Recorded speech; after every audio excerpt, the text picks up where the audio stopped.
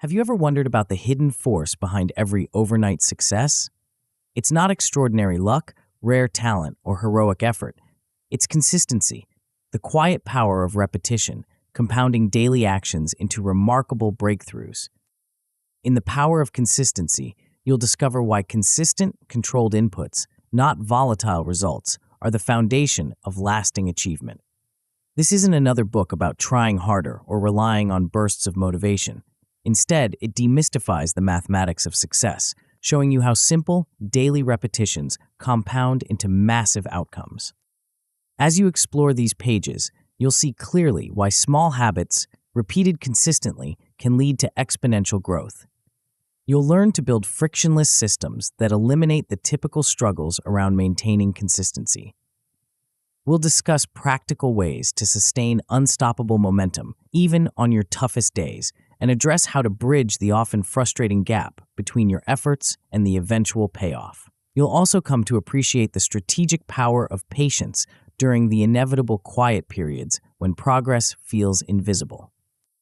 Ultimately, this book equips you to break free from frustrating cycles of start-stop productivity and inconsistent motivation. It transforms consistency from an elusive ideal into a predictable, systematic engine powering your personal and professional growth. If you're ready to leave behind fleeting motivation, stop chasing unreliable outcomes, and finally achieve steady, lasting progress, this is your starting point. Master the art of consistency, and success won't just be possible, it will become inevitable. Let's begin. Chapter 1. Start here. The world's most successful people have one dirty secret. They're boring. While everyone else chases the next shiny strategy, viral moment, or breakthrough hack, the real winners are grinding through the same mundane routine every single day. Stephen King writes 2,000 words daily, even on Christmas. Jerry Seinfeld marks an X on his calendar for every day he writes jokes. James Dyson built 5,126 failed prototypes before creating the revolutionary vacuum that made him a billionaire. This isn't a book about motivation. It's about mathematics, the simple law that governs every overnight success you've ever witnessed. Repetition, compounding, inflection. Master this sequence, and you'll never need another productivity hack again. The start-stop trap that's killing your progress. You know the cycle. Monday morning arrives with fresh energy and grand plans. You attack your goals with religious fervor for 3 days, maybe a week. Then life happens. A deadline hits, energy dips, the streak breaks. By Friday, you're back to square one, promising yourself you'll restart next Monday. Sound familiar? This isn't a willpower problem. It's a system problem. You're treating motivation like fuel when you should be building frictionless engines. Every time you stop and restart, you're not just losing days, you're erasing momentum, resetting your learning curve, and training your brain that quitting is normal. The math is brutal. 3 intense days followed by 4 days off nets you less progress than 7 days of boring, consistent effort. Consistency beats intensity every single time because compounding rewards the steady, not the spectacular. Most people measure what they can't control, outcomes, results, other people's responses, instead of what they can control, their daily inputs. You plan to hit targets instead of building pipelines that produce targets as a byproduct. This creates anxiety, which shrinks execution, which creates more anxiety. It's a death spiral disguised as ambition. The hidden cost of plateau panic. Here's where most people self-destruct, the plateau. You've been consistent for weeks. You're doing the work, but the results aren't showing up yet.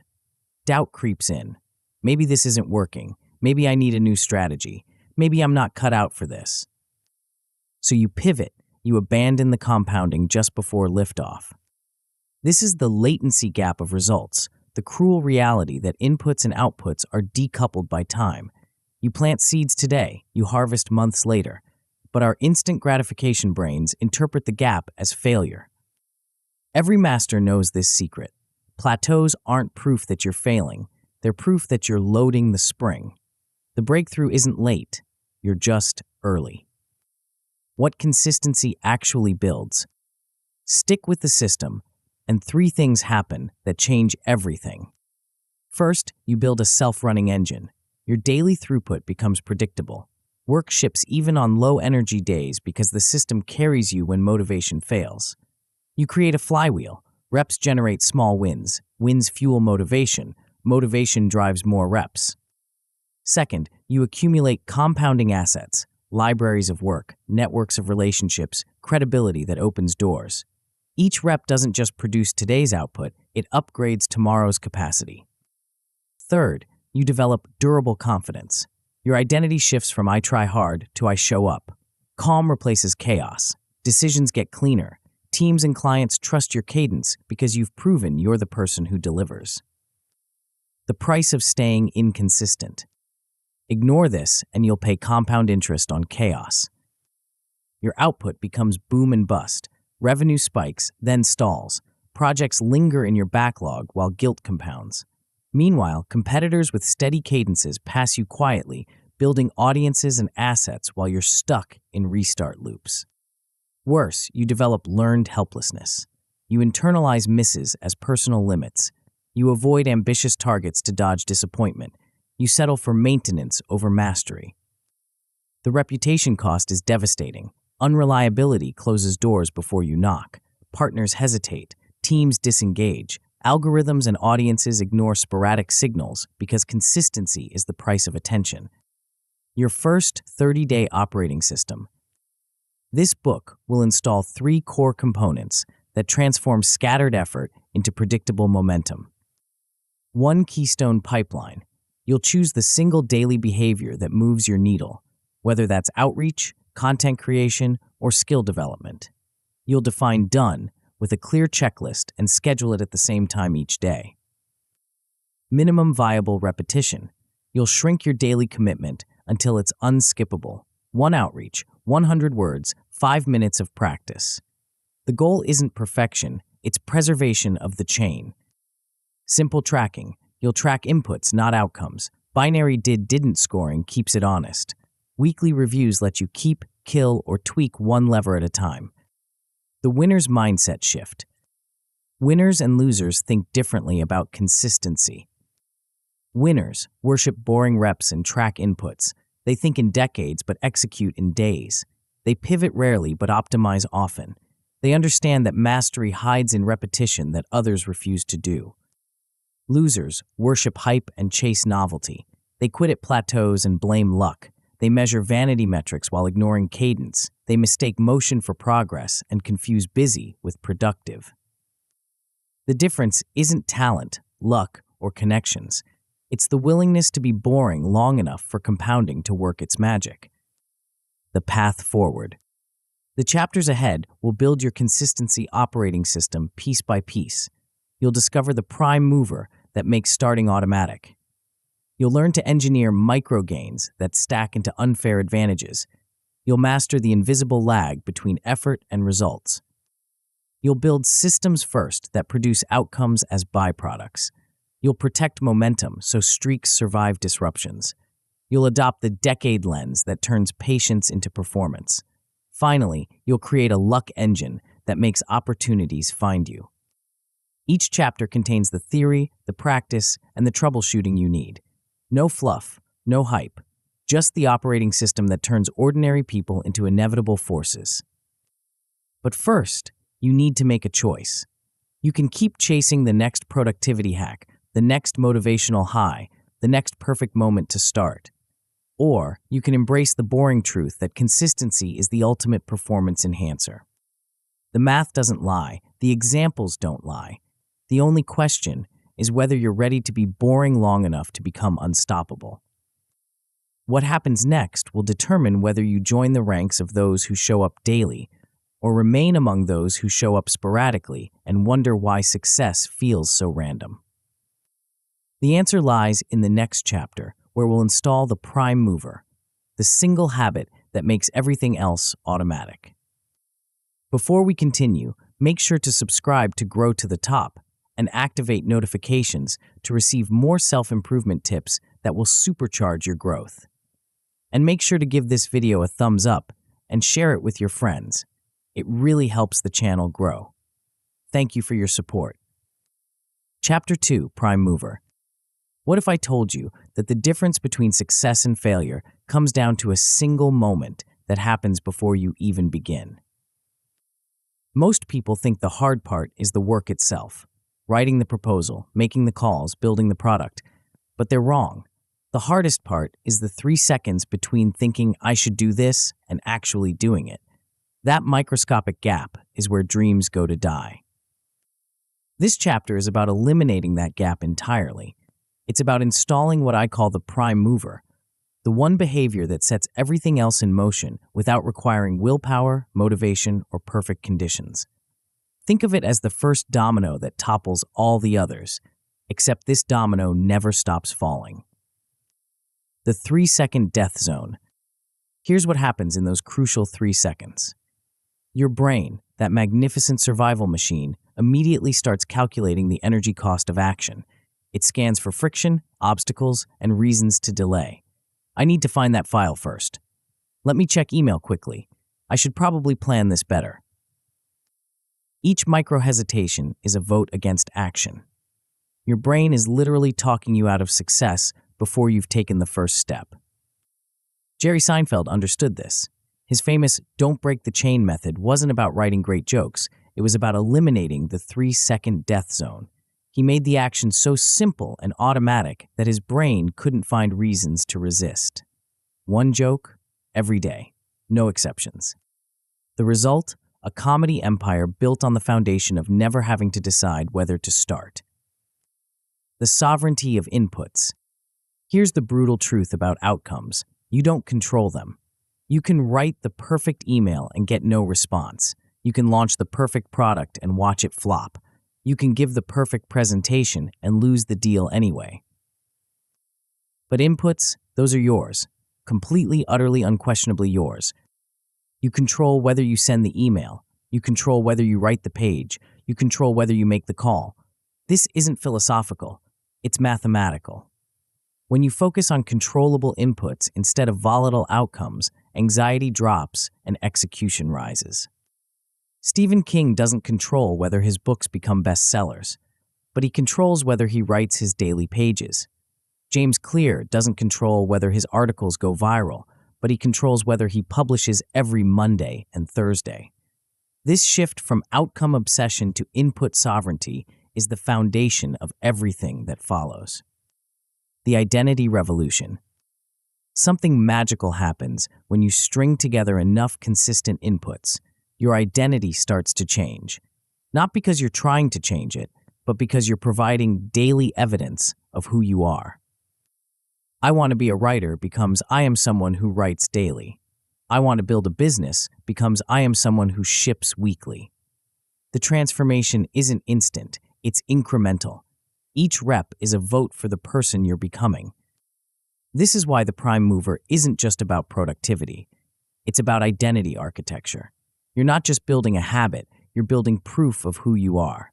And once that identity solidifies, the behavior becomes inevitable. The minimum viable revolution. The biggest mistake people make is thinking bigger is better. They design elaborate morning routines, complex systems, and ambitious daily targets. Then they wonder why they can't stick to them. The prime mover operates on the opposite principle. Shrink it until it feels silly to skip. 1 outreach, 100 words, 5 minutes of practice. The goal isn't to do great work. It's to show up consistently enough that great work becomes possible. This is your minimum viable repetition. The smallest possible version of your keystone behavior that still moves the needle. It should be so small that you can do it on your worst day when you're sick, tired, or overwhelmed, because those are the days that matter most. When you protect the chain on bad days, you're not just maintaining momentum, you're proving to yourself that this behavior is non-negotiable. You're training your brain that this is simply who you are now. The friction elimination protocol. Even the smallest action can feel impossible if there's friction in the way. This is where most people sabotage themselves without realizing it. They make starting harder than it needs to be. The solution is what I call activation energy discount, systematically removing every possible barrier between intention and action. Pre-open the document, save the template, clear the workspace, place the visual cue where you'll see it first thing. The goal is to make starting so frictionless that it happens almost by accident. When Jerry Seinfeld sits down at his desk, the calendar is already open, the pen is already in his hand, and the only decision left is which joke to write. This isn't about being lazy, it's about being strategic. Every decision you have to make before starting is an opportunity for your brain to find an excuse. Eliminate the decisions, and you eliminate the excuses. The 3 deadly myths. Before we dive into the implementation, let's destroy 3 myths that keep people stuck in the start-stop cycle. Myth 1. Go big or go home. This is productivity porn at its worst. Oversized commitments create early collapse because they require perfect conditions to execute. Sustainable beats, spectacular every single time. Myth 2. Wait for motivation. Motivation is a feeling, and feelings are unreliable. The most successful people in the world have learned to make motivation irrelevant. They've built systems that run regardless of how they feel. Myth 3. Perfect tools first. Tools are multipliers, not prerequisites. The best camera is the one you have with you. The best writing app is the one you'll actually use. Start with what you have, upgrade later. Your prime mover installation guide. Now comes the practical part. Installing your prime mover takes exactly 25 minutes and 3 simple steps. First, select your pipeline. Ask yourself, if I repeated one behavior daily for a year, what would guarantee progress toward my biggest goal? This isn't about perfection, it's about direction. Choose outreach if you need more opportunities. Choose creation if you need more assets. Choose measurement if you need more clarity. Write a 1-sentence purpose statement and commit to a 30-day trial. This isn't forever, it's just long enough to see if the system works. Second, define your minimum viable repetition. Take your chosen behavior and have it, then have it again. Keep going until it feels almost silly to skip. Set both a floor version for bad days and an ideal version for good days. Put it on your calendar like any other important appointment. Third, eliminate activation energy. Pre-stage everything you need. Create templates. Remove passwords. Place a physical cue where you'll see it first.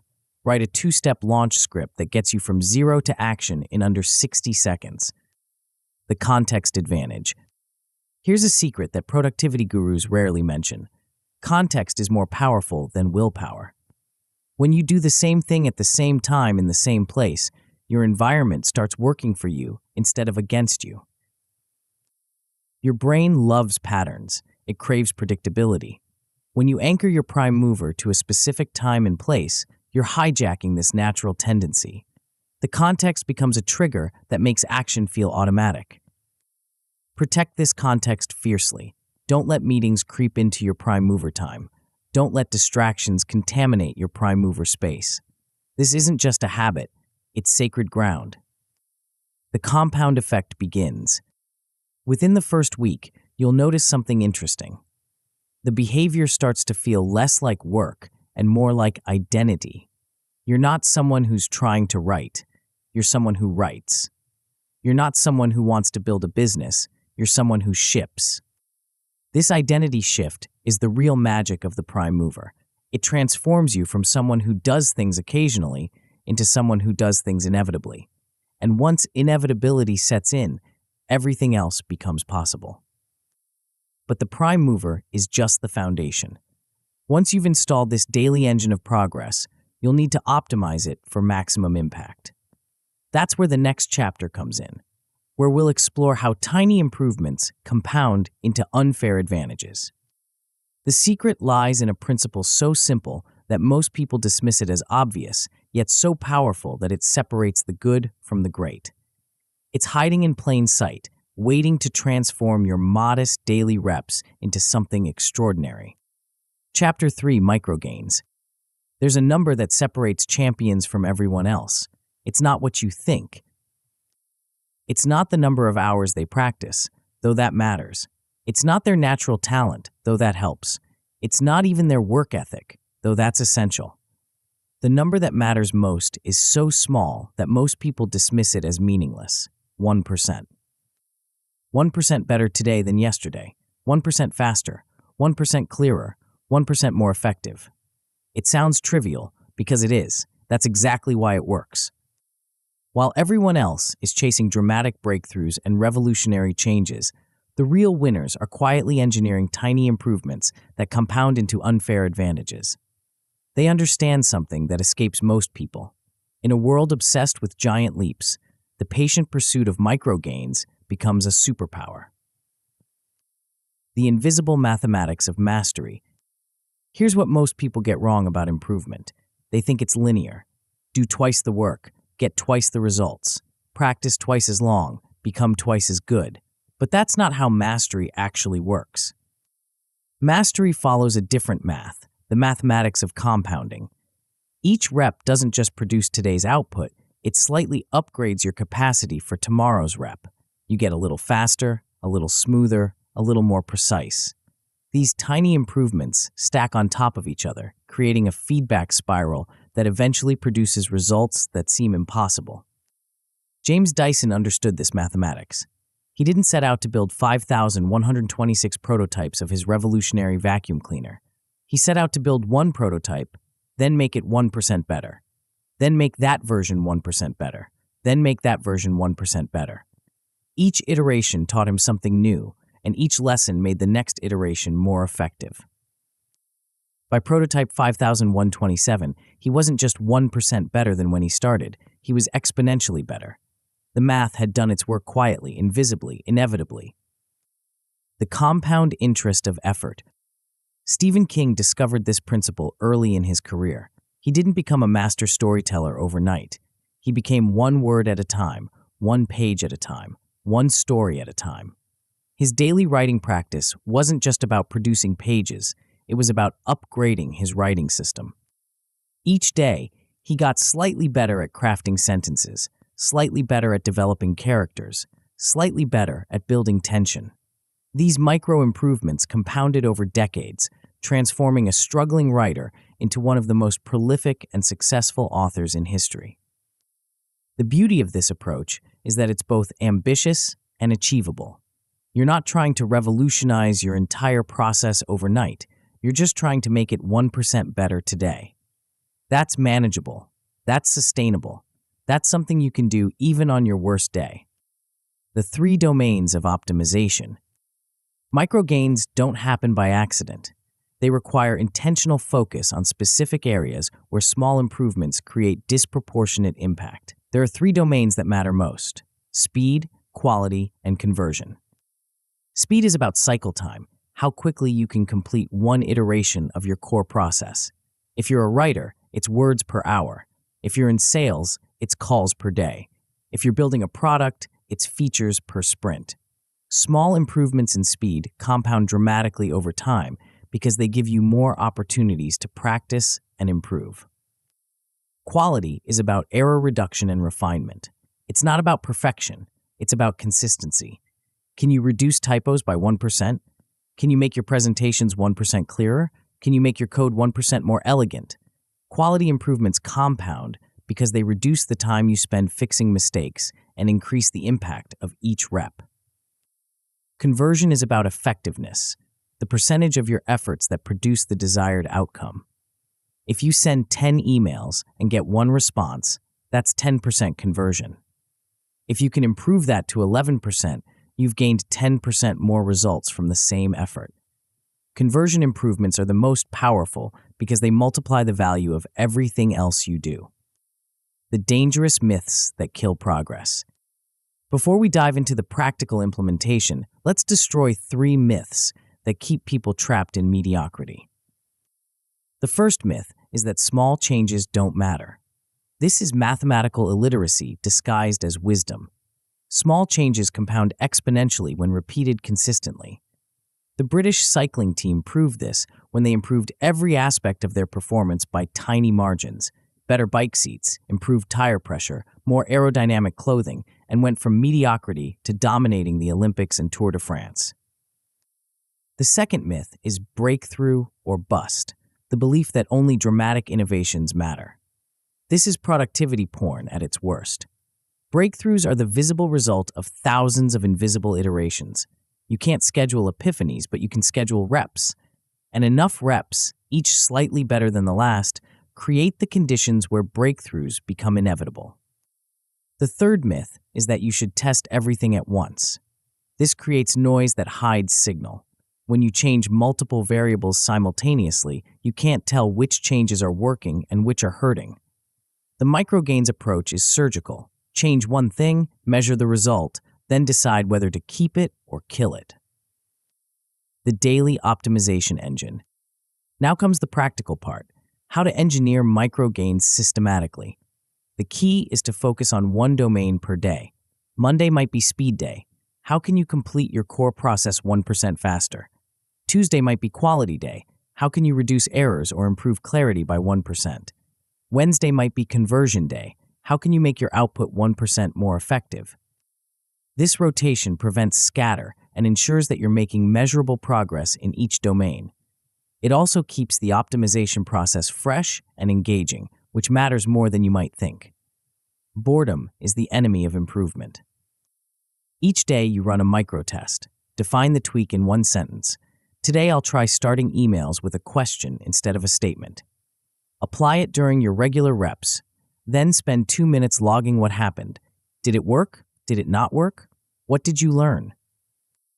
The logging is crucial because memory is unreliable. Without documentation, you'll forget what you tried and whether it worked. You'll end up repeating failed experiments and abandoning successful ones. The 2-minute investment in tracking pays massive dividends over time. The standardization multiplier. Here's where most people fail. They discover something that works, then forget to use it consistently. They treat each rep as a fresh start instead of building on previous wins. This is like discovering fire and then forgetting to use it the next day. The solution is standardization. When a tweak works 3 times, canonize it. Turn it into a standard operating procedure. Give it a name that makes it easy to remember and apply. The question hook, the 2-line close, the clarity check. Named plays reduce thinking friction and make good practices transferable. When you have a library of proven techniques, you're not starting from scratch each time. You're building on a foundation of tested improvements. This is how microgains become macro advantages. Each standardized improvement becomes part of your permanent toolkit. Over time, you develop a signature style and system that's uniquely yours and demonstrably effective. The patience paradox. The hardest part of the microgains approach isn't the work, it's the waiting. Improvements of 1% are barely noticeable day to day. Your brain, trained to seek immediate gratification, will try to convince you that nothing is happening. This is where most people quit. They abandon the system just before it reaches critical mass. They mistake the quiet accumulation of gains for lack of progress. The solution is visualization. Track your improvements weekly, not daily. Chart your progress over time. Celebrate the slope, not just the peaks. When you can see the compound curve building, patience becomes easier. Serena Williams understood this patience paradox. She didn't become the greatest tennis player of all time through dramatic transformations. She became great through thousands of practice sessions, each one slightly better than the last. Each serve a little more precise, each backhand a little more powerful, each strategy a little more refined. The improvements were invisible to spectators, but they were building towards something extraordinary. By the time the world noticed her dominance, the compound curve had already done its work. The competitive moat. Here's the beautiful thing about microgains. They create a competitive advantage that's almost impossible to copy. Competitors can steal your strategies, reverse engineer your products, and poach your team members, but they can't steal your iteration history. Every micro improvement you make is built on the foundation of all the previous improvements. Your system becomes uniquely yours, refined through thousands of small experiments that only you have conducted. This creates what economists call path dependence. Your current capabilities depend on the specific path you took to get there. This is why companies like Toyota and Amazon are so hard to compete with. It's not that their individual practices are secret or revolutionary. It's that their practices are the result of decades of continuous micro-improvements. Competitors can copy what they see, but they can't copy the invisible learning that created it. The compound curve ahead. Within 30 days of implementing this system, you'll notice something interesting. Your output will increase by roughly 10%, while your quality remains stable. You'll have a library of 10 to 15 proven techniques that you can deploy reliably. By 60 days, the compound curve starts to bend noticeably. Your output or conversion will improve by 25% or more. Your error rate will drop meaningfully. You'll have developed a signature approach that others start to notice and ask about. By 90 days, something magical happens. You'll achieve 50% better results with the same or less effort. Your system will have evolved into something distinctly yours, a competitive advantage built one micro gain at a time. But micro gains are just the beginning. Once you've optimized your daily process, you'll face a different challenge, one that destroys more promising careers than any other.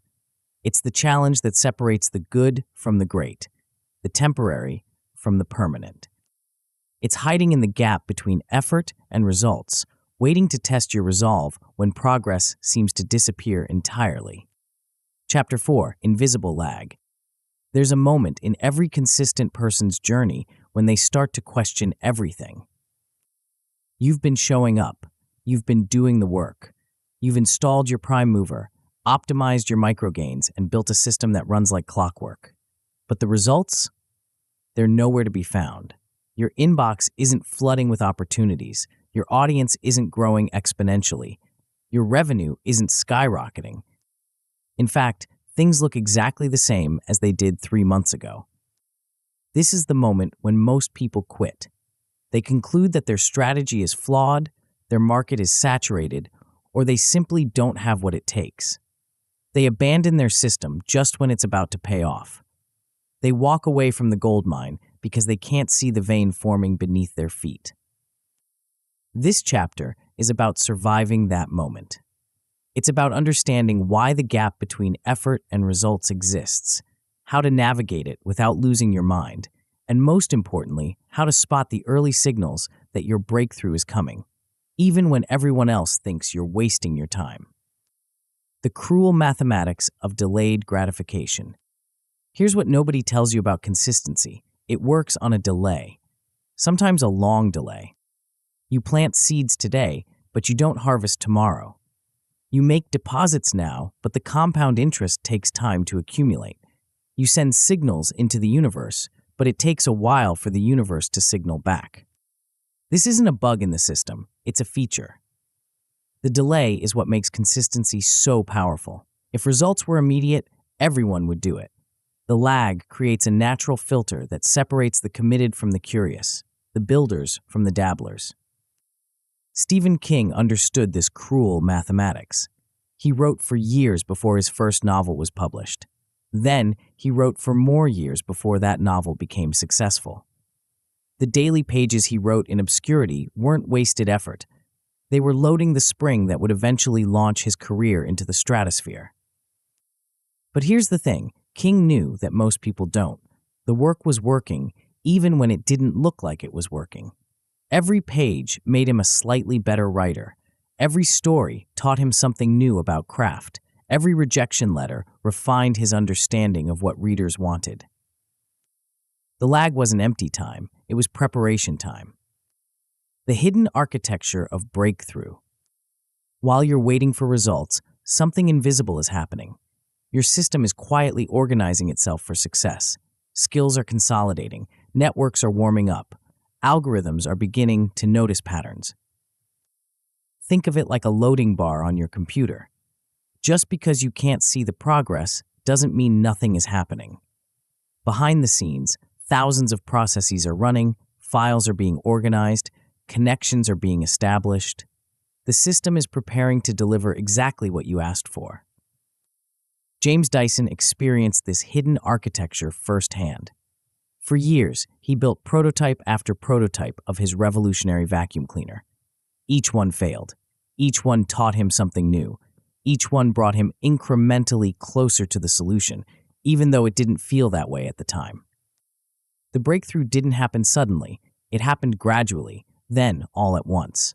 The 5,127th prototype wasn't dramatically different from the 5,126th, but it was the culmination of thousands of tiny improvements, each one invisible on its own, devastating in combination.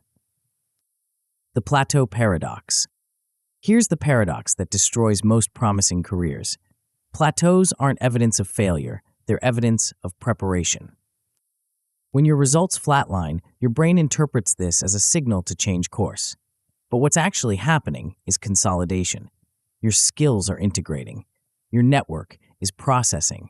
Your reputation is building momentum beneath the surface. This is why the most successful people have an almost supernatural ability to endure boredom. They understand that plateaus aren't problems to be solved, they're phases to be survived. They know that the curve always bends, but only for those who keep rowing when the shoreline isn't moving. Serena Williams spent years on the plateau. She was good, then very good, then excellent. But she wasn't dominant. She wasn't the undisputed greatest of all time.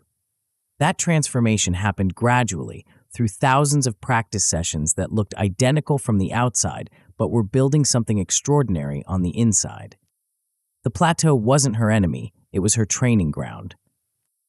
The 3 deadly misreadings. Before we dive into the practical strategies for navigating the lag, let's identify the 3 misreadings that cause most people to quit just before their breakthrough. The first misreading is, if it worked, I'd see it now. This assumes that cause and effect happen simultaneously, which is almost never true for anything meaningful. The best investments take time to mature. The best relationships take time to develop. The best skills take time to consolidate. Expecting immediate results from consistent effort is like planting a tree and expecting fruit the next day. The second misreading is, plateaus mean it's broken. This confuses consolidation with stagnation. When your results plateau, it doesn't mean your system is failing. It means your system is working exactly as it should. You're in the loading phase, not the broken phase.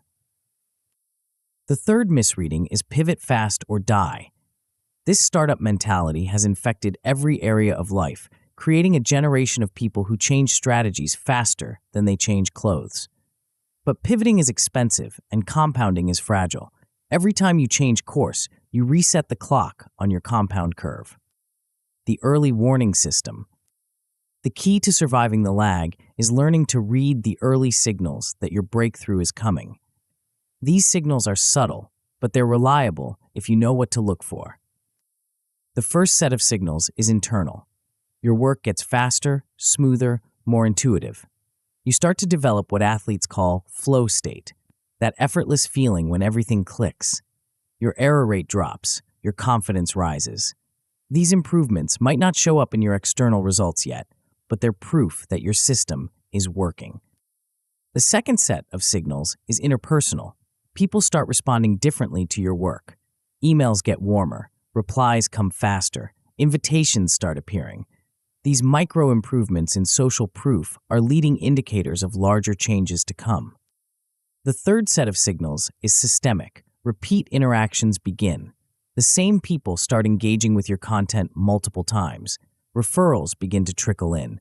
Your name starts appearing in conversations you're not part of. These are signs that your reputation is building momentum in the background. The patience protocol. Surviving the lag requires a systematic approach to patience. You can't just hope you'll have enough willpower to endure. You need to engineer endurance into your system. Start by separating lead measures from lag measures. Lead measures are inputs you control directly: emails sent, content published, calls made. Lag measures are outcomes you influence but don't control: responses received, sales closed, opportunities created. Track both, but make decisions based only on lead measures. Next, establish review windows. Commit to 12 weeks of no major strategy changes. You can make micro tweaks to your process, but you can't change the fundamental approach. This prevents you from abandoning ship during the inevitable rough patches. Finally, build plateau scripts, predetermined responses to the moments when doubt creeps in. Today I ship, even if it's floor level. The curve bends after reps, not before. Don't break the chain. These scripts become your North Star when motivation fails and results lag. The loading bar mindset. The most powerful reframe for the lag period is thinking of it as a loading bar. Every day of consistent input is another percentage point toward completion. You can't see the progress in real time, but you know it's happening because you're doing the work. This mindset transforms frustration into anticipation. Instead of wondering why nothing is happening, you start wondering what will happen when the loading completes. Instead of questioning your strategy, you start preparing for your breakthrough. Track your consecutive days of input like a loading bar. Celebrate streak milestones. Highlight the accumulation of effort even when you can't see the accumulation of results. This visual representation of progress helps your brain understand that something is happening even when it doesn't feel like it. The compound curve revelation. Here's what happens when you survive the lag. The compound curve reveals itself all at once. Within 12 weeks of consistent input, you'll notice the first upticks in responsiveness. People will start engaging with your work more readily. Opportunities will begin to surface. The plateau will start to crack. By 24 weeks, the curve will bend noticeably. You'll see measurable improvements in conversion, output, or quality. Repeat interactions will become common. Referrals will begin to flow.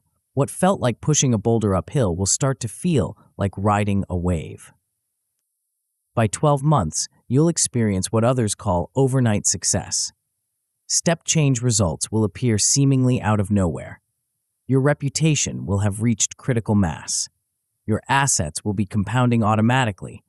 You'll achieve more with less effort because the system will finally be working for you instead of against you. The survivor's advantage.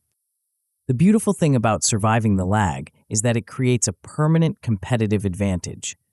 Most people quit during the plateau, which means most people never experience the compound curve.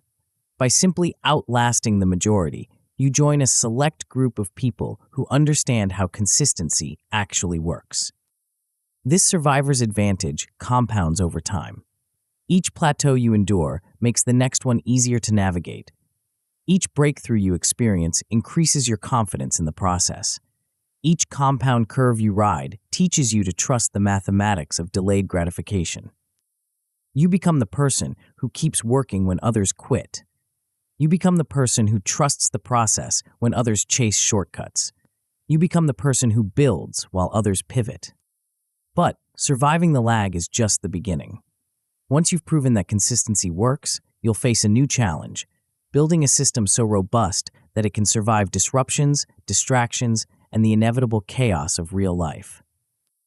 The next chapter reveals the architecture of unbreakable momentum, the framework that ensures your progress never hits zero, no matter what life throws at you. Chapter 5, Systems First. There's a reason why some people seem to effortlessly produce great work, while others struggle to ship anything at all. It's not talent, it's not luck, it's not even work ethic, though that matters. The difference is architectural. The consistent producers have built something that the sporadic creators haven't, a system that runs regardless of how they feel. While most people chase bigger goals and better strategies, the real winners focus on something far more mundane and infinitely more powerful. They build pipelines that produce outcomes as a byproduct. They create processes so reliable that success becomes boring and therefore inevitable. This chapter is about making that shift. It's about replacing the chaos of motivation-dependent work with the calm predictability of system-dependent results. It's about turning "I hope this works" into "I know exactly what to do today." The great inversion. Here's the counterintuitive truth that separates amateurs from professionals. You don't rise to the level of your goals, you fall to the level of your systems. Most people have this backwards. They set ambitious targets, create detailed plans, and then wonder why they can't execute consistently. They think the problem is their goals aren't big enough, their vision isn't clear enough, or their motivation isn't strong enough. But the problem isn't with their destination, It's with their vehicle. They're trying to drive cross-country in a car with no engine, wondering why they keep breaking down. Jerry Seinfeld understood this inversion early in his career. He didn't set a goal to become the world's most successful comedian. He built a system to write jokes every day. He focused on the input he could control, daily writing, rather than the outcome he couldn't control, comedy success. The goal took care of itself because the system took care of the goal. The mood-proof machine. The most dangerous myth in productivity is that you need to feel motivated to do great work. This myth has destroyed more promising careers than any other because it makes your output dependent on your emotions, and emotions are notoriously unreliable. Systems solve this problem by making mood irrelevant. A well-designed system runs when you're excited, when you're bored, when you're tired, and when you're distracted. It doesn't care how you feel because it's not dependent on how you feel. Pixar Animation Studios built their entire creative process around this principle. Every day, without exception, they hold dailies, sessions where animators show their work in progress, get feedback, and iterate. It doesn't matter if the work is good or bad, finished or rough. The system demands daily progress, and daily progress creates daily momentum. This isn't about suppressing creativity. It's about creating the conditions where creativity can flourish consistently. When the system handles the logistics of creation, your brain is free to focus on the actual creating. The pipeline architecture. A system isn't just a fancy word for a habit. It's an interconnected series of steps that transforms inputs into outputs reliably. Think of it as a factory assembly line, but for your most important work. The most effective systems follow a simple architecture: trigger, action, completion, review. Something cues you to start. You execute a predefined sequence of steps. You reach a clear definition of done. You capture what you learned for next time. This architecture eliminates the three biggest sources of inconsistency: unclear starts, undefined endings, and lost lessons. You always know when to begin, what to do, and when to stop. More importantly, you always know what worked and what didn't, so each iteration improves the next. Stephen King's writing system exemplifies this architecture perfectly. His trigger is sitting down at his desk at the same time each morning. His action is writing until he hits his daily word count. His completion marker is reaching that count no matter how long it takes. His review is reading yesterday's work before starting today's. Simple, repeatable, bulletproof. The control revolution. The second great inversion is focusing on inputs instead of outcomes. Most people track what they can't control: sales, responses, viral posts, and ignore what they can control: calls made, emails sent, content published. This creates a feedback loop of frustration. When outcomes don't match expectations, people assume their efforts are worthless. They change strategies, abandon systems, and start over with new approaches. They never give any single approach enough time to compound. Lead measures solve this problem by shifting focus to controllable inputs. Instead of tracking how many clients you land, track how many prospects you contact. Instead of measuring how many followers you gain, measure how many pieces of content you publish. Instead of counting revenue, count the activities that generate revenue. This shift does something magical to your psychology. It makes progress visible even when results are delayed. You can see your input metrics climbing week after week, which maintains motivation during the inevitable lag between effort and outcome. The variance killer. One of the most underappreciated benefits of systems is their ability to reduce variance. When you standardize your process, you standardize your quality. When you eliminate decision fatigue, you eliminate execution errors. When you create templates and checklists, you create consistency. This matters more than most people realize. High variance in your work creates high variance in your results. Some days you ship masterpieces, other days you ship garbage. Some weeks you're incredibly productive, other weeks you accomplish nothing.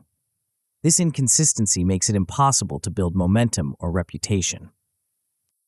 Systems smooth out these peaks and valleys. They ensure that your worst day is still productive, and your best day builds on a solid foundation. They turn excellence from an occasional accident into a predictable outcome. The 3 system killers. Before we dive into the practical implementation, let's identify the 3 mistakes that destroy most attempts at system building. The first killer is complexity addiction. People think more elaborate systems produce better results, so they create Byzantine processes with dozens of steps, multiple tools, and intricate dependencies. These systems collapse under their own weight because they require perfect conditions to execute. The second killer is tool obsession. People spend more time optimizing their productivity stack than actually producing. They chase the perfect app, the ideal workspace, the ultimate setup. But tools are multipliers, not magic. A simple system executed consistently beats a perfect system executed sporadically. The third killer is calendar drift. People treat their system time as negotiable, allowing meetings and urgent requests to push it around. But system time isn't optional time. It's the engine that powers everything else. When you let it drift, you're essentially choosing to be inconsistent.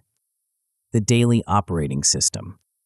Building an effective system starts with mapping your pipeline from trigger to completion. Most effective pipelines have 3 to 5 steps, each with a clear definition of done and a template to eliminate decision fatigue. For a content creator, the pipeline might look like this: research the topic, outline the structure, write the first draft, edit for clarity, publish, and promote. Each step has specific criteria for completion and predetermined tools to execute it. For a salesperson, it might be review yesterday's follow-ups, identify today's prospects, craft personalized outreach, log responses, schedule tomorrow's priorities. Again, each step is clearly defined and systematically executed. The key is to make the pipeline so clear that you could hand it to someone else and they could execute it without additional instruction. This level of clarity eliminates the micro decisions that create friction and delay. The time block fortress. Once you've mapped your pipeline, you need to protect it with time blocks that are treated as sacred. This isn't just scheduling, it's architecture. You're building a fortress around your most important work. Choose a consistent time slot that you can defend. For most people, this means early morning before the world wakes up and starts making demands. Block it on your calendar with hard edges, clear start and stop times that don't negotiate with other commitments. Tie the block to a reliable cue, something that happens naturally in your day. After your first cup of coffee, before you check email, after your morning routine.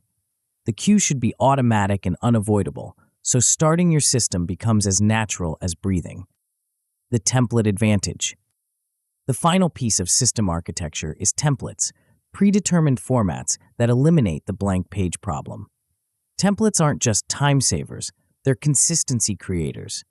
They ensure that every iteration of your work follows a proven structure.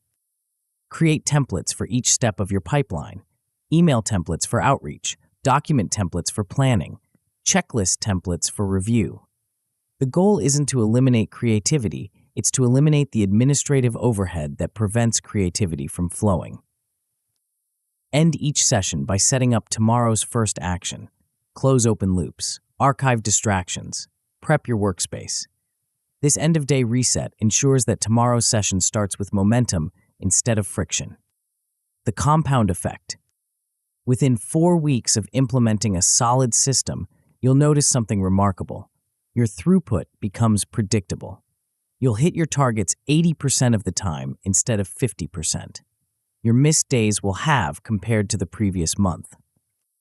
By 8 to 12 weeks, the system will feel automatic. Your adherence will climb to 90% or higher. Your cycle time will drop by 15 to 25%. You'll produce 20 to 30% more output with the same effort. By 6 months, variance will become minimal.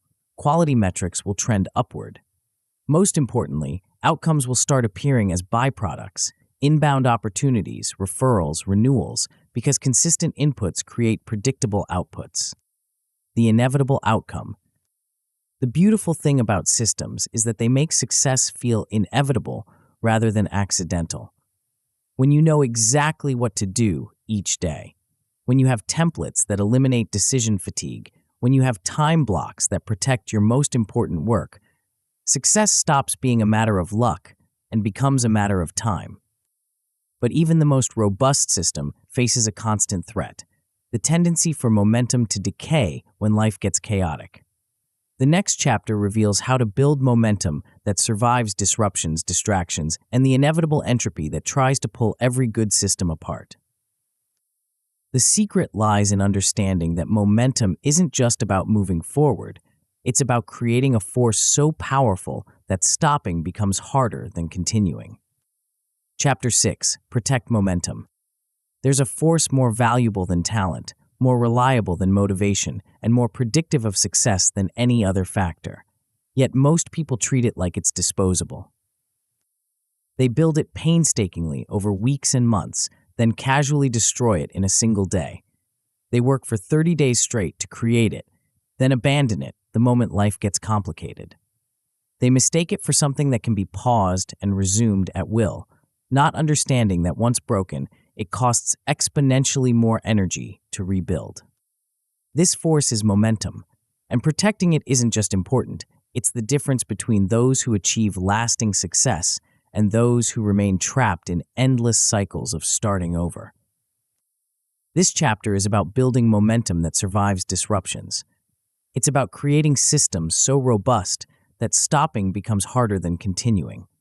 It's about understanding that momentum isn't just forward motion. It's the accumulated energy that makes everything else possible. The hidden cost of breaking the chain. Most people think missing one day doesn't matter. They tell themselves they'll just work twice as hard tomorrow to make up for it. But this thinking reveals a fundamental misunderstanding of how momentum actually works. Momentum isn't just about the work you produce. It's about the identity you build. Every day you show up, you're casting a vote for the person you're becoming. Every day you skip, you're casting a vote against that identity. Miss once, and you're still mostly the person who shows up. Miss twice in a row, and doubt creeps in. Miss 3 times, and you start to question whether you're really that person at all. This is what I call consistency debt. Every skip creates interest that compounds over time. The longer you stay away, the harder it becomes to return. The neural pathways weaken, the habits fade, the identity erodes. What started as a one-day break becomes a one-week hiatus, then a one-month absence, then a complete abandonment. Jerry Seinfeld understood this when he created his famous "don't break the chain" method. He wasn't just tracking joke writing, he was protecting his identity as someone who writes every day. The visual chain on his calendar wasn't a productivity hack, it was an identity preservation system. The boredom advantage. Here's a secret that separates the professionals from the amateurs: the ability to be productively bored. Most people quit consistency not because it's hard, but because it's boring. The novelty wears off, the excitement fades, the work becomes routine, predictable, mundane, and in a culture that worships excitement and novelty, boredom feels like failure. But boredom is actually your competitive advantage. While others chase the next shiny strategy or revolutionary approach, you're quietly banking mastery through repetition. While they're starting over with new systems, you're compounding gains from your existing one. While they're seeking inspiration, you're building skill through perspiration. Stephen King has written over 60 novels, not because he's constantly inspired, but because he's comfortable being bored. He sits down at his desk every morning and writes, regardless of how he feels about it. Some days the words flow like magic. Other days they feel like concrete. But he writes anyway, because he understands that mastery hides in the repetition that others refuse to do. The most successful people in any field have developed what I call boredom tolerance, the ability to find satisfaction in the mundane work that creates extraordinary results. They've learned to love the process more than the outcome, the journey more than the destination. The sacred window. If momentum is your most valuable asset, then your work window is the vault that protects it. This isn't just time management, it's momentum preservation. The quality of your boundaries determines the quality of your consistency. Most people treat their important work time as negotiable. They let meetings creep into it. They allow urgent requests to interrupt it. They sacrifice it for social obligations or unexpected opportunities.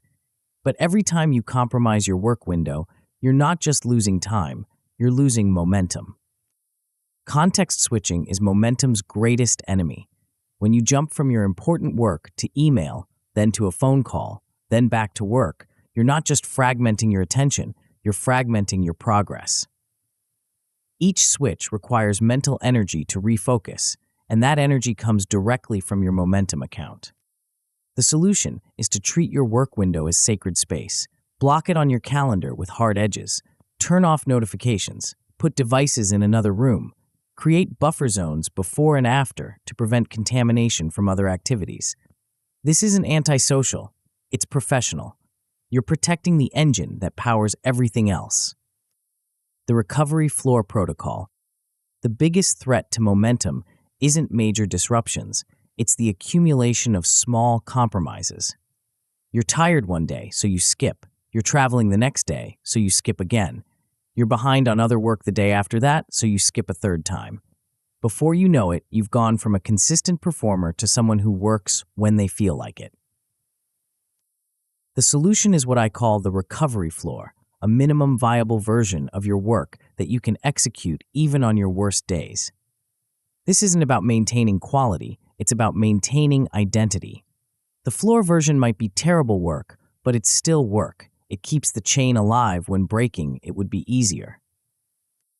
For a writer, the floor might be one paragraph instead of one page. For a salesperson, it might be one call instead of 10. For a content creator, it might be one social media post instead of a full article. The key is that it's so small, it feels silly to skip, but substantial enough to count as keeping your commitment. The recovery floor serves a psychological function that's more important than its practical output.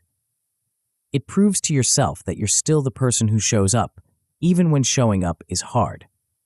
It maintains the neural pathways that make consistency automatic. It prevents the identity erosion that turns temporary breaks into permanent abandonment. The restart ritual. Despite your best efforts, disruptions will happen. Travel will interfere with your routine. Illness will knock you off track.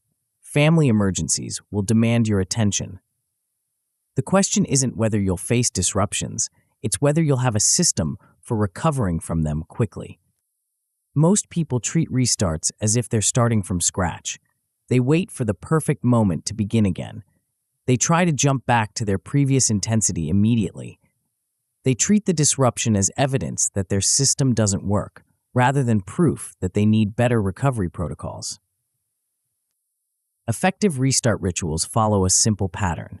Acknowledge the disruption, execute the floor version immediately, and gradually return to full intensity over 3 days. This prevents the all-or-nothing thinking that turns temporary setbacks into permanent failures. The key is to start with the floor version as soon as possible after the disruption ends. Don't wait until tomorrow. Don't wait until you feel ready. Don't wait until conditions are perfect. Execute the minimum viable version immediately, even if it's terrible. This sends a signal to your brain that the disruption is over and normal service has resumed. The never miss twice rule. The most powerful momentum protection principle is deceptively simple. Never miss twice in a row. 1 miss is a mistake. 2 misses is the beginning of a pattern. 3 misses is a broken system. This rule acknowledges that perfection isn't the goal. Consistency is. You will miss days. You will face disruptions. You will have moments of weakness, but you cannot allow those moments to compound into momentum-destroying streaks. The rule works because it focuses your attention on the most critical moment, the day after you miss. This is when your identity is most vulnerable, when the voice in your head is loudest about why you should just give up, when the momentum debt feels too expensive to pay. But this is also when recovery is cheapest and most effective. When you miss a day, the next day becomes sacred. You execute the floor version no matter what. You don't negotiate with yourself. You don't wait for better conditions. you show up and do the minimum viable work, proving to yourself that yesterday was an exception, not the new normal. The compound protection effect. The beautiful thing about momentum protection is that it compounds just like the work itself. Each successful recovery makes the next one easier. Each maintained streak increases your confidence in the system. Each protected window strengthens your identity as someone who shows up. Within 30 days of implementing these protection protocols, you'll achieve 90% adherence with a maximum gap of 1 day. You'll execute your recovery floor on low-energy days without negotiation. You'll restart after disruptions with noticeable ease.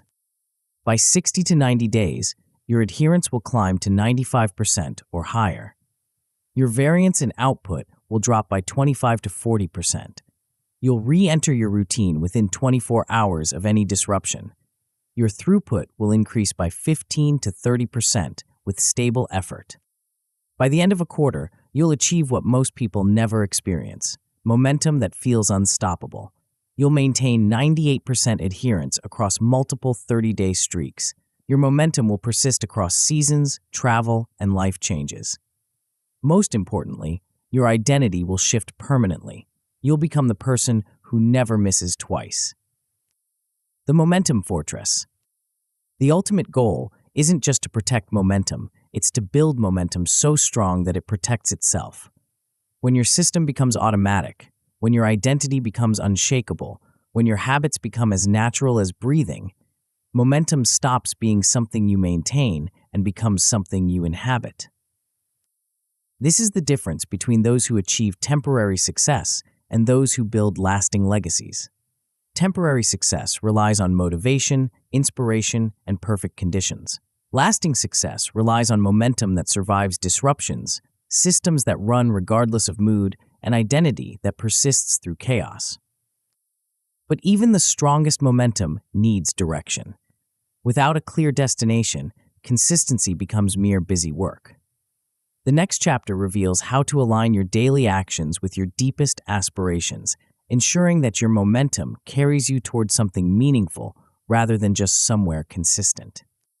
The secret lies in a perspective shift so profound that it transforms not just how you work, but how you think about time itself. Chapter 7, Decade Lens.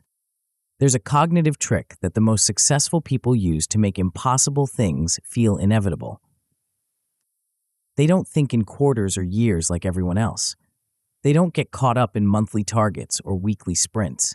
Instead, they operate from a time horizon so long that it fundamentally changes how they see opportunity, setbacks, and daily choices. This isn't about setting bigger goals or making longer plans.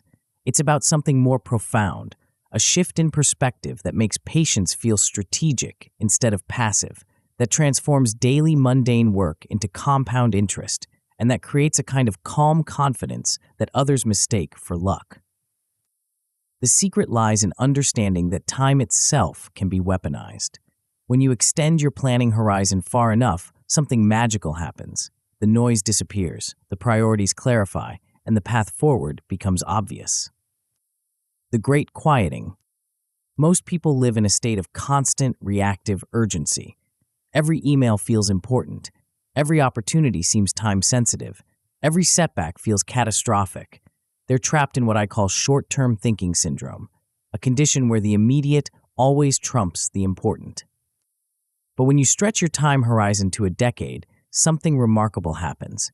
The daily drama shrinks to its proper size. The urgent email that felt so critical this morning becomes trivial when viewed against 10 years of progress. The opportunity that seemed like a once-in-a-lifetime chance reveals itself as one of many that will appear over the next decade. This isn't about becoming passive or indifferent. It's about developing what I call strategic patience, the ability to see beyond the immediate chaos to the larger patterns that actually matter. When your frame of reference is 10 years instead of 10 days, you stop reacting to every fluctuation and start responding to the trends that truly shape outcomes. Thomas Edison understood this principle intuitively. He didn't see each failed experiment as a setback. He saw it as one step closer to the inevitable breakthrough. His decade-long pursuit of the incandescent light bulb wasn't driven by quarterly pressure or annual targets. It was driven by an unshakable belief that consistent experimentation over a long horizon would eventually produce the result he sought. The direction advantage. Here's what most people get wrong about long-term thinking. They assume it requires rigid planning and inflexible goals, but the opposite is true. A clear decade direction actually creates more flexibility, not less. When you know where you're going over the long term, you can be incredibly adaptive about how you get there. You can pivot tactics while maintaining strategy. You can experiment with methods while staying committed to the mission. You can weather short-term storms because you're navigating by a distant star. Stephen King exemplifies this principle perfectly. His decade direction has remained consistent for over 50 years, become a master storyteller who publishes regularly. But his tactics have evolved constantly. Different genres, different publishing models, different media formats. The direction provided stability, the tactics provided adaptability. This is why successful people seem to have such good instincts about which opportunities to pursue and which to ignore. They're not necessarily smarter or more intuitive. They're just operating from a longer time horizon that makes the right choices obvious. The irreversible threshold. The most powerful concept in decade thinking is what I call the threshold of irreversible progress, the point where your accumulated efforts create self-sustaining momentum that makes backsliding nearly impossible. This threshold isn't reached through dramatic breakthroughs or sudden successes. It's reached through the quiet accumulation of assets, relationships, and reputation over time. Skills become so deeply embedded they feel automatic. Networks become so robust they generate opportunities without effort. Reputation becomes so established it creates its own gravity. Serena Williams crossed this threshold early in her career. By the time she was 25, she had accumulated enough skill, reputation, and competitive experience that maintaining her position at the top required less effort than it had taken to get there.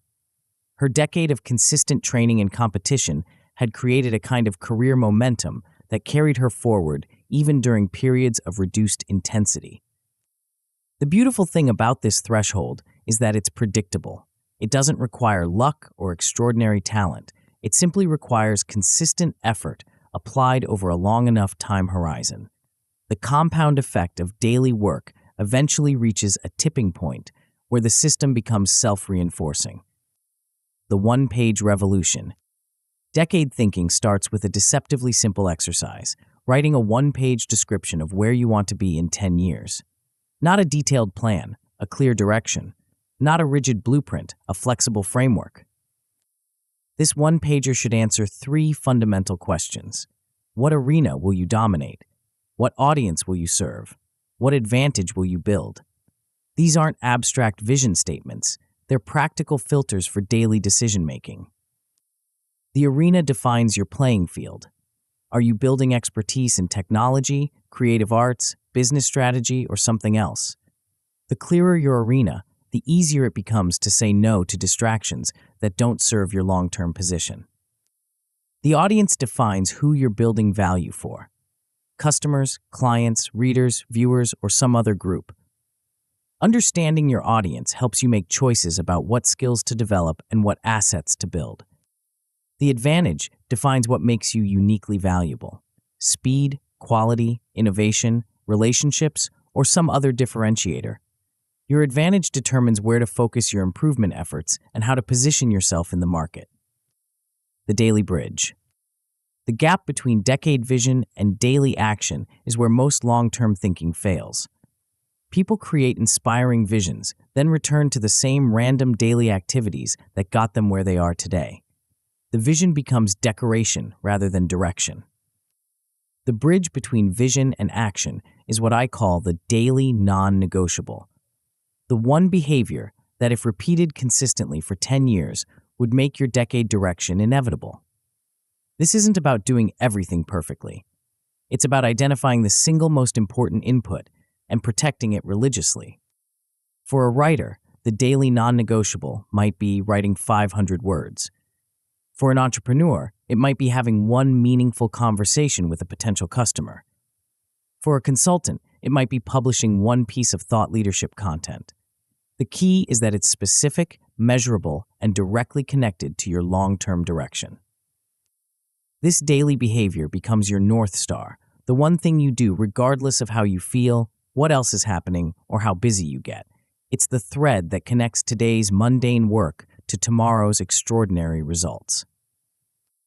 The asset accumulation strategy.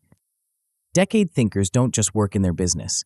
They systematically build assets that compound over time. These assets fall into three categories: libraries, systems, and relationships. Libraries are collections of reusable intellectual property, content, templates, processes, insights, or methodologies that get more valuable as they grow. Every piece of content you create, every process you document, every insight you capture becomes part of a library that makes future work easier and more effective. Systems are repeatable processes that generate value with minimal ongoing effort. A content distribution system, a client onboarding process, a lead generation mechanism, or a quality control framework. Systems turn your personal effort into scalable assets. Relationships are networks of people who know, trust, and value your work. These relationships become increasingly valuable over time as your network grows and deepens. They generate opportunities, referrals, collaborations, and support that would be impossible to create through individual effort alone. The key is to focus on building one type of asset per quarter. This prevents the scattered effort that builds nothing substantial and ensures that each asset reaches critical mass before you move to the next one. The noise filter. One of the most practical benefits of decade thinking is its ability to filter out distractions. When you're clear about your 10-year direction, most opportunities reveal themselves as noise rather than signal. The new social media platform that everyone's talking about? Probably noise unless it directly serves your audience or arena. The exciting side project that has nothing to do with your core direction? Probably noise unless it builds transferable assets. The urgent request that doesn't align with your advantage? Definitely noise.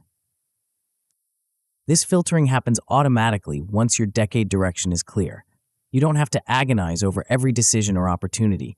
You simply ask, does this serve my 10-year direction? If yes, consider it. If no, ignore it. If maybe, park it for quarterly review. This creates what I call strategic calm, the confidence that comes from knowing you're working on the right things for the right reasons. You stop second-guessing your choices because you're operating from a framework that makes the right choices obvious. The compound curve revelation. Within the first quarter of implementing decade thinking, you'll notice something remarkable. Your reactive pivots will decrease by half. You'll stop chasing every new opportunity and start building systematically toward your long-term direction. By the end of the first year, your asset growth will accelerate dramatically. Your library, audience, or systems will expand by 25 to 50%. Your weekly hours will stabilize as you eliminate activities that don't serve your direction. Inbound opportunities and referrals will strengthen as your reputation builds momentum. By years 2 and 3, you'll cross the threshold of irreversible progress. Your authority will be recognized in your chosen arena.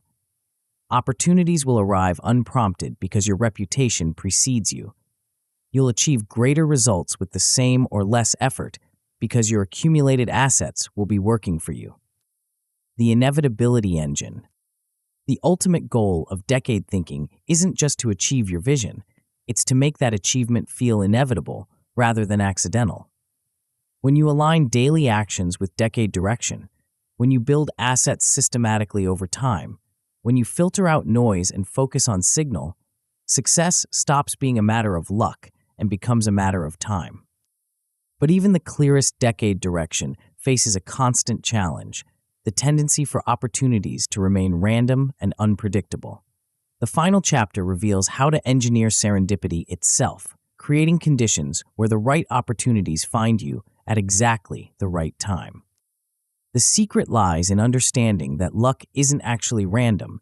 It's the predictable result of a specific type of consistent behavior that most people never discover. Chapter 8: Luck Engine. There's a peculiar pattern in the stories of highly successful people that most observers miss entirely. They describe their biggest breaks as lucky coincidences. The right person happened to see their work at the right time. An unexpected opportunity appeared just when they needed it most. A chance encounter led to a life-changing partnership. They attribute their success to being in the right place at the right time. But when you examine these stories closely, something interesting emerges. The lucky people aren't actually luckier than everyone else. They're just more visible, more consistent, and more prepared when opportunities arise. Their luck isn't random, it's engineered. This chapter reveals how to build what I call a luck engine, a systematic approach to increasing the probability that good things happen to you. It's not mysticism or wishful thinking. It's mathematics applied to opportunity creation. The visibility paradox. Most people think about luck backwards. They assume it's something that happens to them, rather than something they can influence. They wait for opportunities to find them, instead of creating conditions where opportunities become inevitable. But luck has a secret ingredient that most people never discover: visibility. The more visible you are, the more opportunities can find you. The more consistently you show up, the more likely you are to be in the right place when the right time arrives. Jerry Seinfeld didn't become successful because he was inherently funnier than other comedians. He became successful because he was more visible than other comedians. His daily writing habit created a massive body of work that increased his surface area for opportunity. Every joke he wrote was another lottery ticket. Every piece of material was another chance for someone to notice his talent. The visibility paradox is that most people try to become visible through dramatic gestures, viral content, big launches, attention-grabbing stunts. But sustainable visibility comes from the opposite approach: consistent, reliable presence over time. It's not about being seen once by everyone. It's about being seen regularly by the right people. The signal multiplication effect. Here's what happens when you show up consistently. You don't just create more opportunities, you create better opportunities. Each piece of work you publish is a signal that broadcasts your capabilities, interests, and reliability. The more signals you send, the clearer your message becomes. James Dyson understood this principle intuitively. He didn't just build one prototype of his revolutionary vacuum cleaner, he built 5,126 prototypes. Each prototype was a signal to the universe about his commitment, his vision, and his capabilities. By the time he reached prototype 5,127, he wasn't just a guy with an idea. He was a proven innovator with a track record of relentless iteration. The breakthrough wasn't lucky. It was inevitable. The consistent work had created so many signals that eventually the right signal reached the right person at the right time. The overnight success was actually the culmination of years of systematic signal generation. This is why consistency beats intensity when it comes to opportunity creation. One viral post might get you noticed temporarily, but 50 consistent posts will get you remembered permanently. One perfect pitch might land you a client, but 50 good pitches will build you a reputation. The trust accumulation system. Visibility alone isn't enough to create luck. You need credibility, and credibility comes from one source: reliability. When people can count on you to show up, to deliver quality work, to meet your commitments, they start to think of you differently. You become someone they can bet on. This shift from unknown to reliable is where real opportunities begin to emerge. People don't just want to work with talented individuals. They want to work with talented individuals they can trust. Trust is the currency that converts visibility into opportunity. The most powerful trust signal is consistency over time. When someone sees that you've been publishing every Tuesday for 6 months, they don't just see 6 months of content, they see evidence of reliability. When they notice you've been shipping products on schedule for a year, they don't just see a year of products, they see proof of dependability. This accumulated trust becomes a competitive advantage that's almost impossible to replicate. Competitors can copy your strategies, reverse engineer your products, and poach your team members. But they can't copy your track record of reliability. That has to be earned through time and consistency. The network effect multiplier. As your visibility and credibility compound, something magical happens. Your network starts working for you instead of just with you. People begin to think of you when opportunities arise. They mention your name in conversations you're not part of. They recommend you for projects you didn't know existed. This is the network effect in action, the point where your relationships become self-reinforcing. Each new connection increases the probability of future connections. Each successful collaboration leads to more collaboration opportunities. Each recommendation generates more recommendations. But here's the key insight. Network effects don't happen automatically. They require what I call strategic asking, the systematic practice of making specific requests that create value for others while advancing your own goals. Most people are terrible at this because they either never ask for anything or they ask for too much too soon. The solution is the one-ask rule, making exactly one strategic request per week, not 10 requests that feel desperate, not 0 requests that feel passive.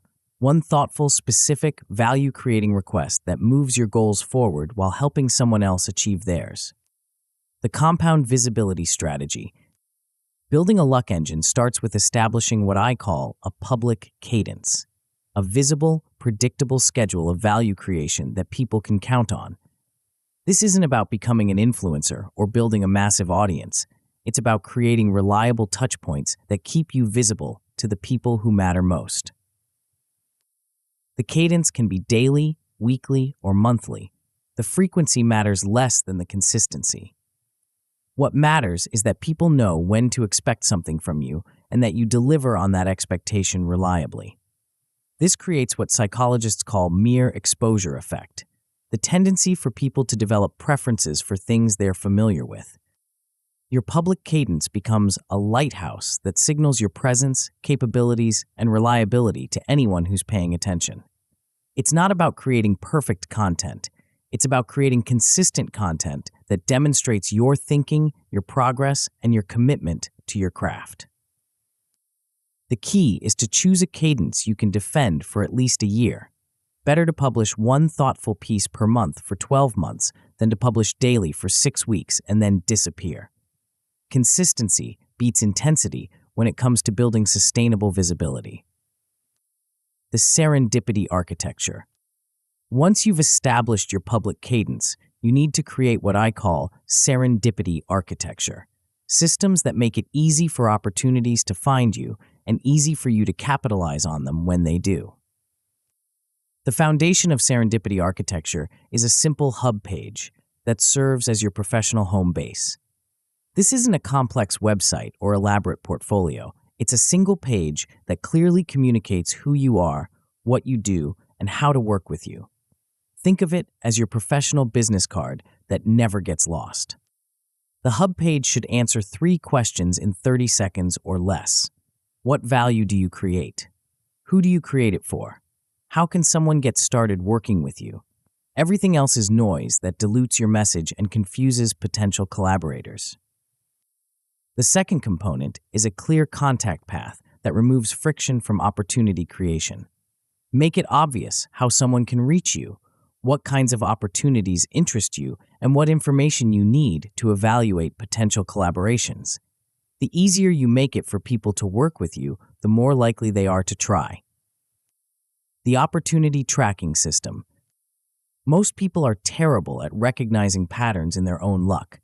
They notice the big opportunities, but miss the small signals that predict them. They remember the dramatic moments, but forget the gradual buildup that made those moments possible. The solution is systematic opportunity tracking, logging every inbound inquiry, collaboration request, and unexpected connection. This isn't about obsessive record keeping, it's about pattern recognition. When you track opportunities systematically, you start to see which activities generate the most valuable responses. You might discover that your Tuesday newsletter generates more collaboration requests than your Friday blog posts.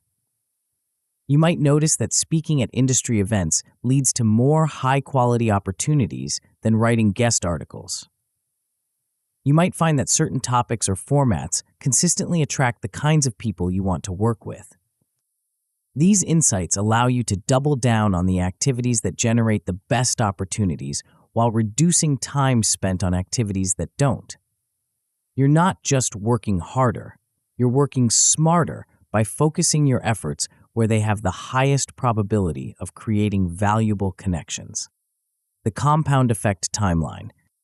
Within 60 to 90 days of implementing a systematic luck engine, you'll notice the first unsolicited opportunities appearing. Someone will reach out about a collaboration. An algorithm will start recommending your work. A warm introduction will materialize from an unexpected source. By the second or third quarter, the pattern will become unmistakable. You'll receive recurring inbound inquiries monthly. Your audience or pipeline will grow by 20 to 40%. People will start expecting your content and noticing when it doesn't appear on schedule. By the end of the first year, you'll experience what I call ecosystem effects. Other people will start citing and building on your work.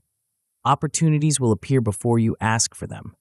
Your reputation will become self-reinforcing, generating new opportunities faster than you can pursue them.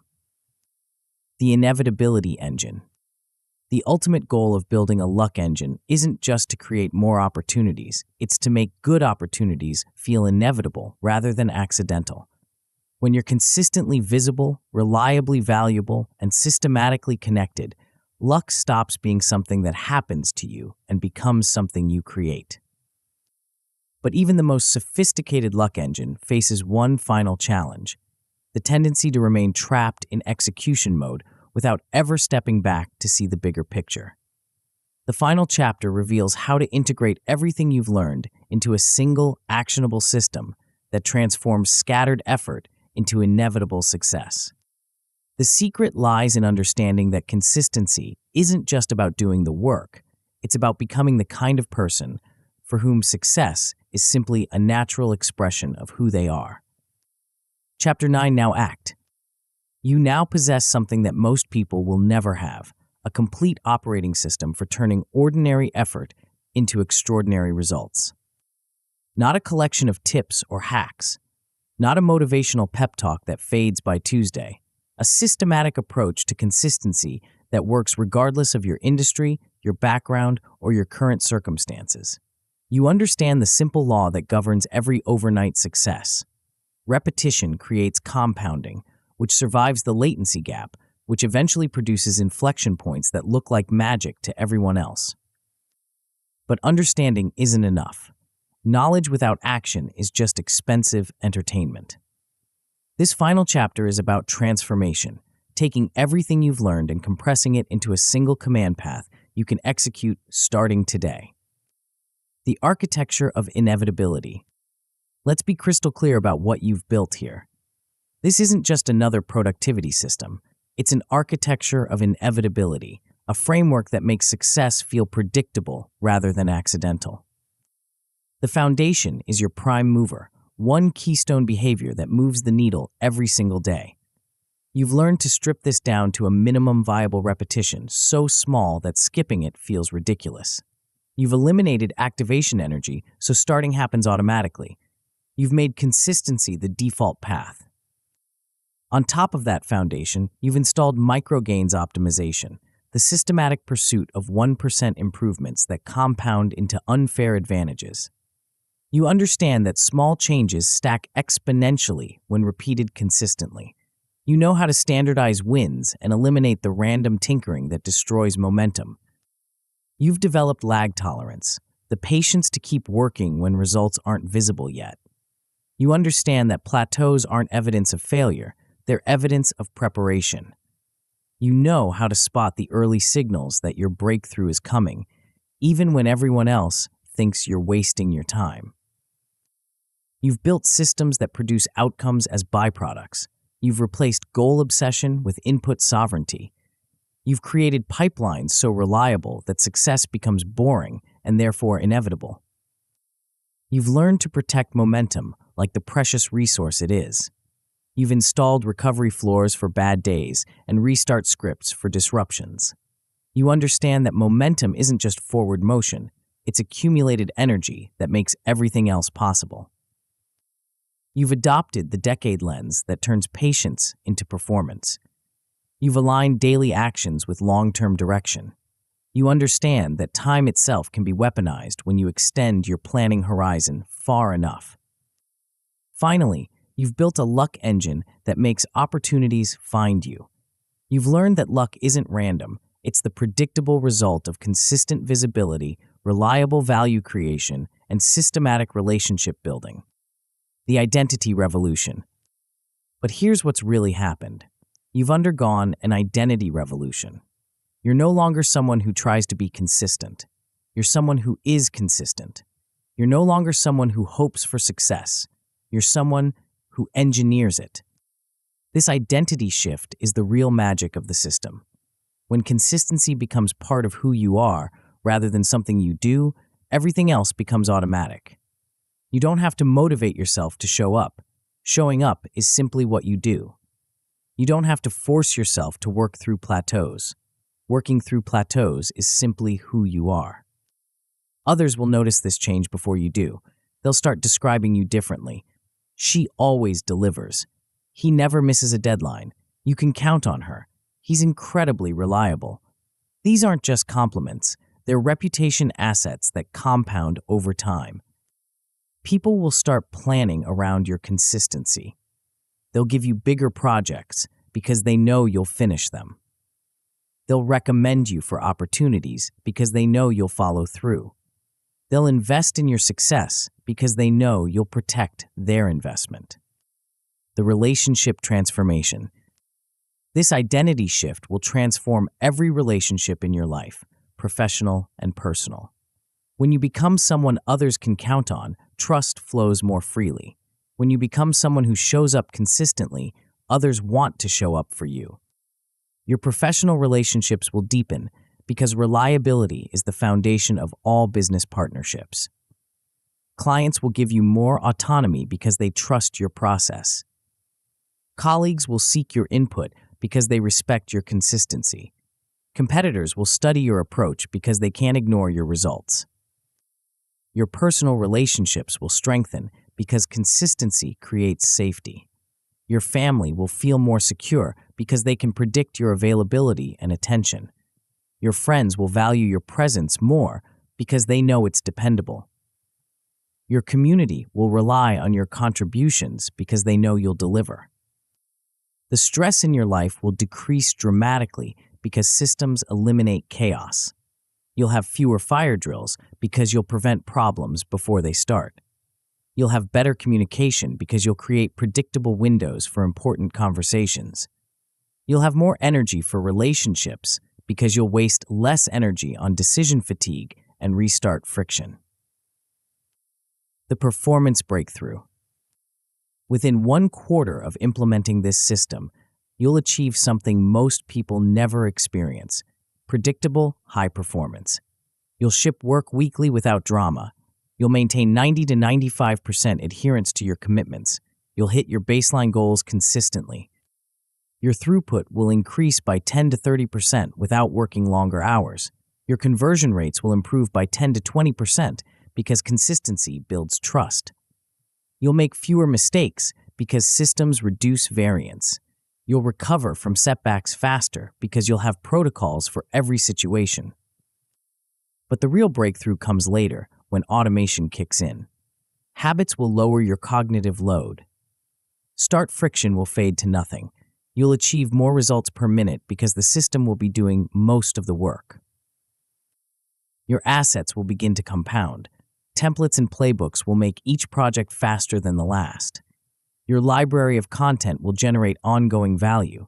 Your network will become self-reinforcing. Your reputation will precede you into every room. Eventually, you'll cross the threshold of irreversible progress. Your skills and credibility will carry you forward even during periods of reduced effort. Backsliding will become unlikely because the system will have momentum of its own. Growth will continue even during breaks because your assets will be working for you. The command path. Now comes the moment of truth.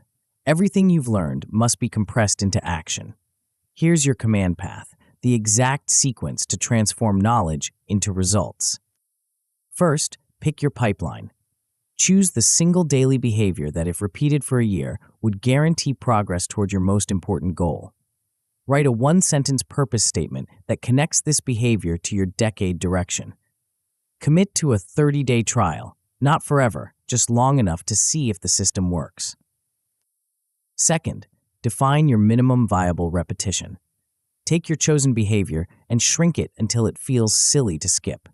Set both a floor version for bad days and an ideal version for good days. Put it on your calendar like any other important appointment. Protect this time like your career depends on it, because it does. Third, execute day one today. Not tomorrow, not next Monday. Today. Run your two-step launch script. Complete your MVR. Record a binary did in whatever tracking system you choose. Set tomorrow's first step before you close your workspace. That's it. 3 steps, 30 minutes of setup, 1 action to start the compound curve that will transform your life. The quiet promise. Here's what I want you to understand as you close this book and open your calendar. You're not just starting a new habit. You're joining a select group of people who understand how the world actually works. While others chase shortcuts and silver bullets, you'll be building assets. While others quit at plateaus, you'll be loading the spring. While others wait for inspiration, you'll be creating momentum. While others hope for luck, you'll be engineering serendipity. You'll become the person who shows up when others make excuses. The person who delivers when others disappoint. The person who builds when others just talk. The person who compounds when others just consume. This is your quiet promise to yourself. Show up today, show up tomorrow, and let compounding do what theatrics never will. Turn boring reps into unfair advantages. Never miss twice. Think in decades and act today. The winner's vow. Before you begin, make this vow, not to me, not to anyone else, but to yourself. I understand that success isn't about talent, luck, or perfect conditions. It's about showing up consistently enough for compounding to work its magic. I commit to the daily work that others refuse to do. I will protect my momentum like the precious resource it is. I will trust the process when results lag behind effort. I will think in decades while acting in days. I will become the person who never misses twice. This vow isn't just words, it's a declaration of identity. You're choosing to become someone for whom success is simply a natural expression of who they are. The final push. Close this book, open your calendar, schedule your first momentum window, choose your pipeline, define your MVR, execute your first rep. Don't wait for perfect conditions. Don't wait for more time. Don't wait for better tools. Don't wait for inspiration. The compound curve starts with a single action, and that action starts now. Your future self, the one who's achieved everything you're working toward, is counting on you to begin today. That person exists in potential, waiting for you to create them through consistent action over time. The choice is yours. You can remain someone who knows about consistency, or you can become someone who embodies it. You can stay trapped in the start-stop cycle that's defined your past, or you can enter the compound curve that will define your future. The system is built. The path is clear. The only question remaining is whether you'll take the first step. Start now. Your overnight success begins today.